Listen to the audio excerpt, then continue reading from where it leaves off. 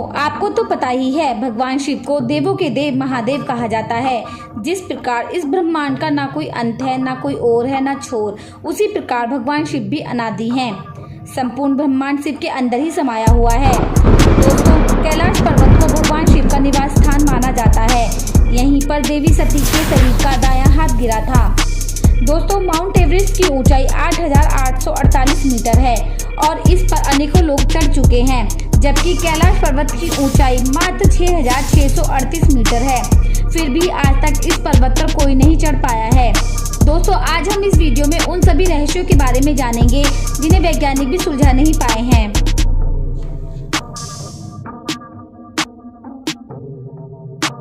दोस्तों, 1962 में चीन ने भारत पर अचानक से हमला कर दिया था और उसने भारत के कई हिस्सों पे अपना कब्जा कर लिया था। कैलाश को भी उसने अपने हिस्से में कर लिया था। इस वजह से अब कैलाश पर्वत चीन के क्षेत्र में आता है। चीन ने जितनी बार भी कैलाश पर चढ़ने की कोशिश की, वह असफल ही रहा। चीन ने 2001 में फिर से इस पर्वत पर चढ़ने की कोशिश की और इस बार चीन अकेला नहीं चढ़ा, बल्कि इस बार स्पेन भी उसके साथ था। दोनों देशों ने कैलाश पर चढ़ने की कोशिश की, परंतु वे असफल रहे। रूस के एक पर्वतारोही सर्स्टांगो ने बताया कि जब वे कैलाश पर्वत के बिल्कुल सामने थे, तब उनका दिल जोरों से धड़कने लगा और उन्हें लगा कि उन्हें वापस जाना चाहिए। जैसे जैसे वे वापस नीचे आने लगे, उनका दिल हल्का होने लगा। दोस्तों, 19वीं और 20वीं सदी के शुरू में कुछ पर्वतारोही ने कैलाश पर्वत पर चढ़ने की कोशिश की और वे अचानक ही गायब हो गए।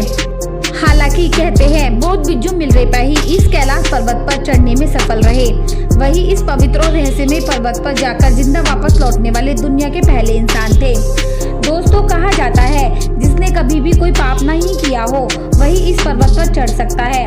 दोस्तों, कैलाश पर्वत पर और उसके आसपास के वातावरण पर अध्ययन कर रहे वैज्ञानिक जार निकोलाई रोमनोव और उसकी टीम ने तिब्बत के मंदिरों में धर्म गुरुओं से मुलाकात की। उन्होंने बताया कि कैलाश पर्वत के चारों ओर एक अलौकिक शक्ति का प्रभाव होता है। कैलाश पर्वत दुनिया भर के वैज्ञानिकों ने रिसर्च की।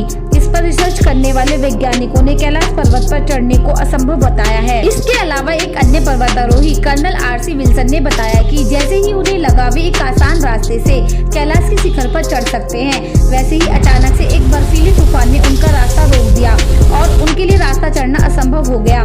दोस्तों, हम इसे इत्तेफाक समझे या शक्ति, आखिर जब इस इंसान को वहाँ पहुँचने का रास्ता मिल जाता है, तब अचानक से बर्फबारी होने लगती है और रास्ता बंद हो जाता है। दोस्तों, जो भी इस पर्वत पर जाने की कोशिश करता है, उनका ये दावा है कि उन्होंने अपने शरीर का तेजी से विकास होते देखा है, खास करके नाखून और बाल। दोस्तों, यह तो कोई इत्तेफाक नहीं हो सकता। दोस्तों, ये दावा किया गया है कि कैलाश पर्वत के ऊपर 7 तरह के प्रकाश आसमान में चमकते हुए देखे गए हैं। नासा के वैज्ञानिकों का मानना है कि ऐसा किसी चुंबकीय बल के कारण होता होगा। कैलाश पर्वत और मानसरोवर झील के क्षेत्र में निरंतर ही ओम और डमरू के बजने की आवाज आती है। वैज्ञानिक मानते हैं ये बर्फ के पिघलने की आवाज हो सकती है।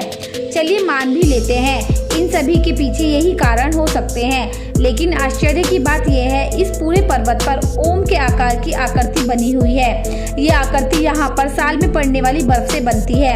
दोस्तों, एक रूसी वैज्ञानिक का यह भी दावा है कि इस पहाड़ के भीतर से अजीब तरह के फुसफुसाने की आवाज आती है।